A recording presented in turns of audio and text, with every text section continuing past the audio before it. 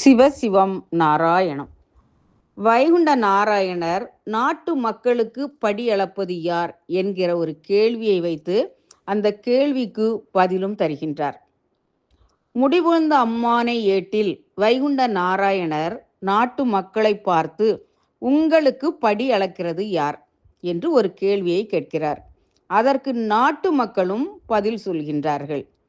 நாட்டு மக்களை பார்த்து மானிடரை போல் சொல்லுவாராம், நம்முடைய திறமையாலே பிழைக்கிறதா, யாரும் படி அளக்கிறதா, யாரும் படி அளக்கிறதா என்று கேட்டாரே பெருமாளும். இது முடிவெழுந்த அம்மானை ஏட்டுவாசகம். நாராயண கடவுள் நாட்டு மக்களுடைய மனநிலையை சோதித்து அறிந்து கொள்ளும் விதமாக இப்படி ஒரு கேள்வியை வைத்தார். மனிதன் ஓடி ஓடி உழைப்பதெல்லாம் இந்த எண்சான் உடம்பை காப்பாற்றத்தானே. அவரவர் குடும்பத்தை காப்பாற்ற அவரவர் உழைக்கின்றார்கள். அவர்களை பார்த்து வைகுண்ட நாராயணர், நீங்கள் உங்கள் திறமையால் வாழ்கின்றீர்களா அல்லது வேறு யாராவது உங்களை காப்பாற்றுகின்றார்களா என்று கேட்கிற போது, தன் கையே தனக்குதவி என்பது போல் இரவு பகலாக உழைப்பு உழைப்பு என்று நொந்து போன மக்கள் என்ன பதில் சொல்வார்கள்? நான் தான் என்று சொல்வார்கள். ஒரு குடும்ப தலைவியிடம் இந்த கேள்வியை கேட்டால், என் கணவர், என் பிள்ளைகள், நானும் உழைக்கிறேன் என்று இப்படி பலவிதமாக மனதில் தோன்றும். அவரவர் குடும்ப சூழ்நிலைக்கு ஏற்றபடி நினைப்பார்கள். அப்படித்தானே? இதை முடிபுகழ்ந்த அம்மானையில் மானிடவர் சொல்லுவாராம், மாயவர் என்று அறியாமல் நம்முடைய திறமையாலே நாம் படி அளக்கிறது, செல்வத்தின் முடுக்காலே சொன்னானே அடமேறி. அடுத்த ஒரு மானிடவன் அவனேது சொல்லுவானாம், கைலாச வாழ்புறத்தில் பரமசிவன் படியளந்தார், நாராயணர் படியெடுத்து நிறைபடியும் குறைபடியும் நாட்டகத்து ஜந்துகளுக்கு எல்லோரும் படி கொடுத்தார் என்று சொல்லப்படுகின்றது. இங்கே மனிதனைப் போல் வந்து நின்று கேள்வி கேட்பது மாயப்பெருமாள் என்பதை யாரும் அறியவில்லை. அவரவர்கள் தங்கள் மனதில் தோன்றிய உண்மைகளை அப்படியே சொன்னார்கள்.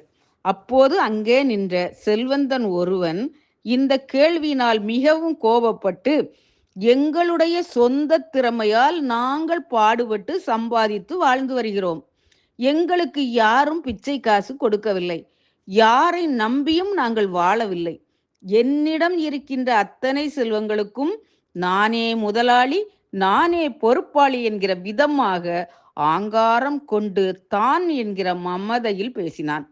இன்னொருவன் சொன்னான், எங்களுக்கு படியளப்பது பரமசிவன் தான்.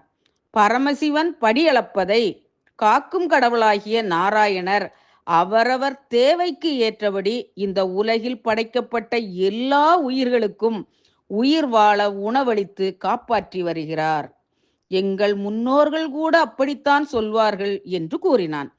இருவருடைய பதில்களையும் கேட்ட நாராயணர் அங்கே தீர்ப்பு வழங்கினார். எப்படி?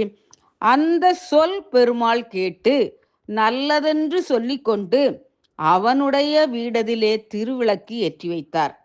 வல்லமை சொன்ன வீடதிலே நவகிரகம் இருத்தி வைத்தார். அது கேட்டு நாராயணம் படி எதுவும் குறைத்து விட்டார் என்று கூறுகின்றார். இறைவன் அருளாலே எங்களுக்கு எல்லாம் கிடைக்கிறது என்று சொன்னவர் வீட்டிற்கு வைகுண்ட நாராயணர் எல்லா செல்வங்களும் கொடுத்து திருவிளக்கு ஏற்றி வைத்தாராம். திருவிளக்கு என்பது ஆன்ம ஜோதி. அவரே தஞ்சம் என்று நம்பிய அவருடைய பிள்ளைகளுக்கு அணையா விளக்கு போன்று அந்த உயிருக்கு அழிவில்லாத நித்திய வாழ்வை கொடுத்தார். தன்னுடைய திறமை என்று இறைஞானம் இல்லாமல் அஞ்ஞானத்தோடு தன்னுடைய வலிமையை சொன்னவன் வீட்டில் நவ கிரகங்களை ஏவிவிட்டு அதன் மூலம் நாராயணர் அவனது செல்வத்தையும் குறைத்து விட்டார். படைத்தான், படைத்த படைப்புகள் அத்தனையும் மனுவுக்காக என்பதை நாம் அறிந்து கொள்ள வேண்டும், அறிந்து செயல்பட வேண்டும். சிவசிவம் நாராயணம்.